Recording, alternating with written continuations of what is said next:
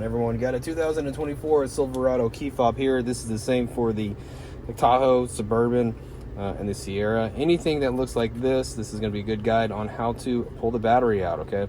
So if we look on the left side of the remote, there is a button here that we're going to push, and then we're going to pull the emergency key out of the bottom of the remote, okay? So it comes out just like this. And this key is to open the doors, okay?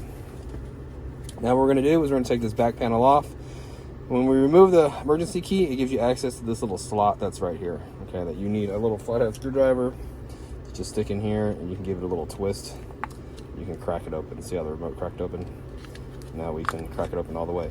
Now there is a green rubber seal on the back of this cover, so if it wants to fall out, all you do is just put it right back in where it was, okay? A lot of times these guys like to fall out.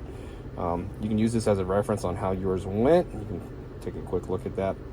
A lot of times they fall out, so here we go. Here's the battery right here. To get it out, you have these two slots. You can just use a flathead screwdriver, pry it right out, and here is the battery size. All right, it's going to be a CR 2450.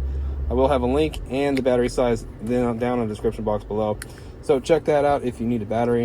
It just goes in bottom side first, okay, with the positive sign facing us. You just click it right back in there.